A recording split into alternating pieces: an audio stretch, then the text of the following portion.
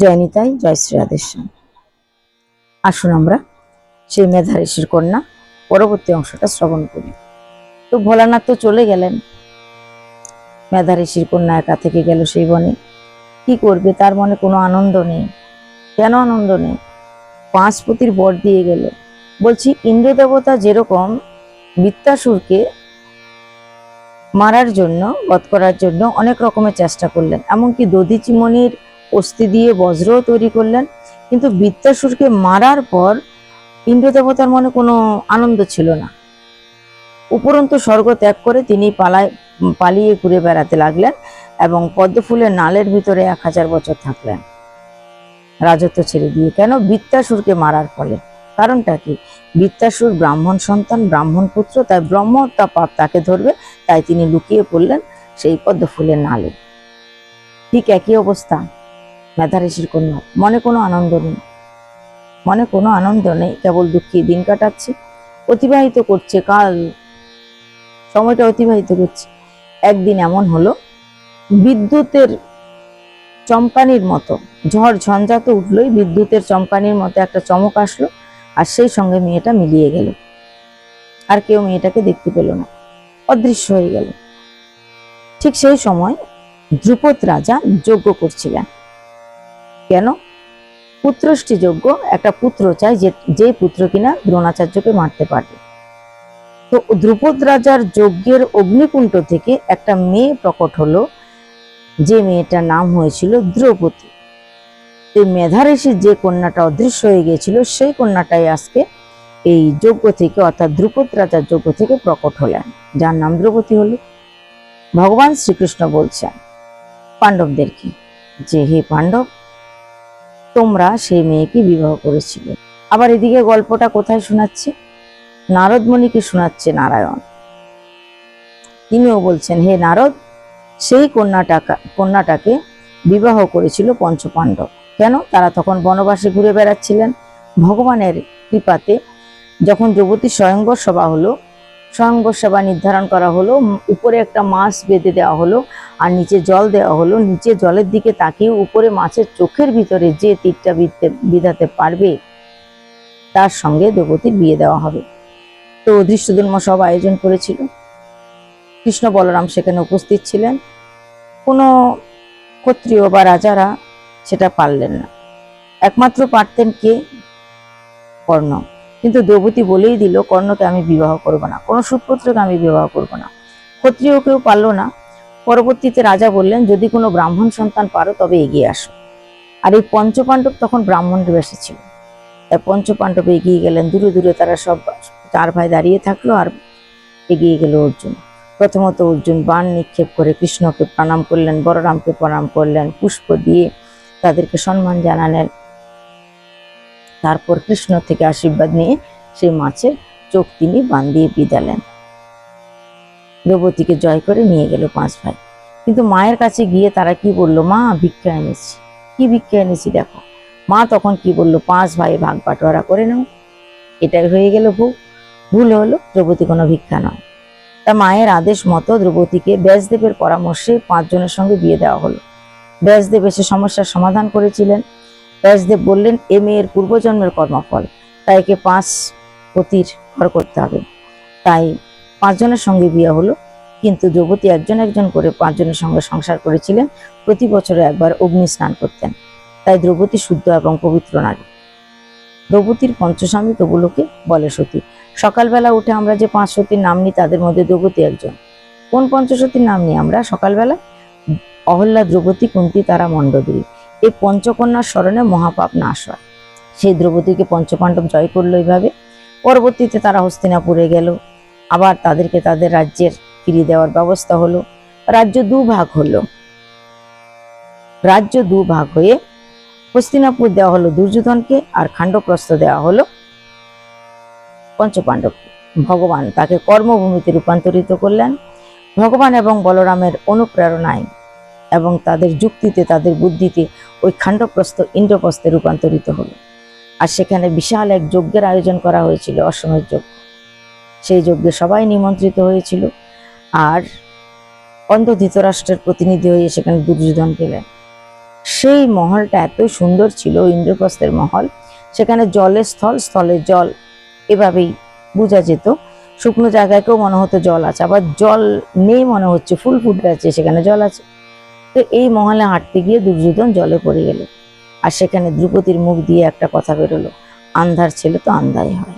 এ হয়ে গেল কাল। খুব অপমান হলো দুর্যোধনের। সে তো বাড়ি ফিরে আসলো, কিন্তু এই অপমানটা বুকে বেঁধে নিয়ে আসছে। মামাকে বললো এই অপমানের প্রতিশোধ আমি নিতেই চাই। যুক্তি করে মামা তখন দুধ খেলার অর্থাৎ জুয়া খেলার নিমন্ত্রণ দিয়ে আনলো। তো জুয়া খেলার নিমন্ত্রণ দেওয়াতে পঞ্চপাণ্ডব আসলেন, সে দুধ ক্রিয়া হলো, সমস্ত কিছু হারিয়ে ফেললেন। এমনকি 4 ভাইকে হারালেন, তার স্ত্রীকে হারালেন। আর সেই সময় আদেশ দিল দুর্যোধন দুঃশাসনকে, নিয়ে আসো রজস্বালা অবস্থায় তুমি দ্রৌপদীকে, এখানে এনে তার বস্ত্র হরণ করা হবে। টেনে টেনে চুলে ধরে টেনে টেনে শেষ ভরা সভায় আনা হলো দ্রৌপদীকে।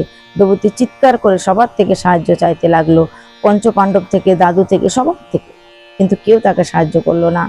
অবশেষে যখন ভগবান শ্রীকৃষ্ণের শরণাপন্ন হলেন, অনাদিরাদি গোবিন্দকে 2 হাত তুলে ডাকতে লাগলেন, তখন ভগবান আসলেন। ভগবান বস্ত্র অবতার ধারণ করলেন। আর বুঝাই যাচ্ছে না নারীর ভিতরে শাড়ি আছে না শাড়ির ভিতরে নারী আছে। এত শাড়ি, এত শাড়ি, এত কাপড় হয়ে গেল। বস্ত্র অবতার রূপ ধারণ করে তিনি দ্রৌপদীকে রক্ষা করলেন। দুঃশাসন পরিশ্রান্ত হয়ে পড়ল। অযুত হাতির বল দুঃশাসনের কাছে ছিল, পরিশ্রান্ত হয়ে পড়লো, আর পারল না দ্রৌপদীকে অপমান করতে। ভয় পেয়ে গেল রাজসভার সবাই। তখন দ্রৌপদীকে বর দিতে এগিয়ে আসলেন ধৃতরাষ্ট্র। ধৃতরাষ্ট্র সবকিছু ফিরিয়ে দিল, ধন সম্পত্তি আর দাসত্ব থেকেও মুক্তি দিল তাদেরকে। কিন্তু আবারও খেলা হলো, আবারও হেরে গেল। আবার তাদেরকে কি বলা হলো, 12 বছরের বনবাস, 1 বছরের অজ্ঞাতবাস। তাই 1 বছরের অজ্ঞাতবাস তাদেরকে আর 12 বছরের বনবাস সহ্য করতে হয়েছিল। কেন? পুরুষোত্তম মাসকে অবহেলা করার কারণে। দ্রৌপদীকে এত অপমান কেন সহ্য করতে হয়েছিল? পুরুষোত্তম মাসকে অপমান করার কারণে, অবহেলা করার কারণে। তো 12 বছরের জন্য যারা যখন বনে এসছে, সেই সময় কৃষ্ণ ভগবান তাদেরকে দর্শন দিতে আসলেন, কৃপা করে তাদেরকে দর্শন দেওয়ার জন্য বনে আসলেন। তাদের দুরবস্থা দেখে খুবই মনে ব্যথা পেলেন অনাদিরাদি গোবিন্দ। আর দুর্যোধনকে তিনি মারতে চাইলেন, ভস্মীভূত করতে চাইলেন। কিন্তু পঞ্চপাণ্ডব বলল, হে প্রভু, এরকম করো না, তাহলে জগৎ সংসারে আমাদের অপমান হবে, তোমার অপমান হবে। কাজেই ধর্মীয় বিধান অনুযায়ী পূর্ব নির্ধারিত যে কালচক্রের হিসাব, সেই অনুযায়ী চলতে দাও। ভগবান কৃপা করে তাদেরকে এই পূর্বজন্মের সমস্ত কাহিনী শ্রবণ করিয়েছিলেন। আর তাদেরকে উপদেশ দিলেন, হে পঞ্চপাণ্ডব, তোমরা আগের জন্মের কর্মফল ভোগ করছো, পুরুষোত্তম মাসকে অবহেলা করার ফল ভোগ করছো, তাই বনবাসে আছো, কষ্ট করছো। কিন্তু আজ থেকে 3 মাস পর পবিত্র পুরুষোত্তম মাস আসছে। তোমরা 5 জনে মিলে সুন্দরভাবে ওই দ্রৌপদীকে নিয়ে এই পুরুষোত্তম মাসের ব্রত পালন করো। অচিরেই তোমাদের দুঃখ ঘুচে যাবে। আমি বলছি, আজ থেকে 1 বছরের মধ্যে তোমরা তোমাদের সম্পত্তি, টাকা পয়সা, ধন সম্পদ যা কিছু আছে সব ফেরত পাবে, কেবল পুরুষোত্তম ব্রতের করার ফলে। কাজে তোমরা পুরুষোত্তম ব্রত করো। ভগবান শ্রীকৃষ্ণ তাদেরকে এই সৎ পরামর্শ, সদ্বুদ্ধি দিলেন। আর তারাও গোবিন্দকে প্রণাম করলেন। গোবিন্দ তাদেরকে এই সঠিক পরামর্শ দিয়ে সেখান থেকে আবার প্রস্থান করলেন দ্বারকার উদ্দেশ্যে। ভগবান তো দ্বারকায় চলে গেলেন। কিন্তু 3 মাস পর যখন পুরুষোত্তম মাস এসেছিল, তখন এই পঞ্চপাণ্ডব দ্রৌপদীকে নিয়ে পবিত্র পুরুষোত্তম মাস যেইভাবে নিয়ম বলে গেছে অনাদিরাদি গোবিন্দ, সেই নিয়মে পালন করলেন। তো পুরুষোত্তম মাসের ব্রত অনেকে অনেকভাবে পালন করে। কেউ 1 মাস ধরে কলা পাতায় অন্ন সেবা করে, কেউ একবেলা অন্ন সেবা করে, কেউ আবার ব্রতটা নেয় এইভাবে যে আমি সারাদিন রাত কথা বলবো না, 1 মাস আমি কথা বলবো না, মৌনব্রত ধারণ করব। কেউ আবার বলেন যে আমি অযাচিতভাবে কেউ কোনো যদি খাবার আমাকে দেয় তবে আমি গ্রহণ করব, নচেৎ প্রসাদ পাবো না। কেউ মাটিতে শুয়ে, মাটির বিছানায় শুয়ে তারা রাত কাটান এবং এভাবে তারা ব্রত পালন করেন।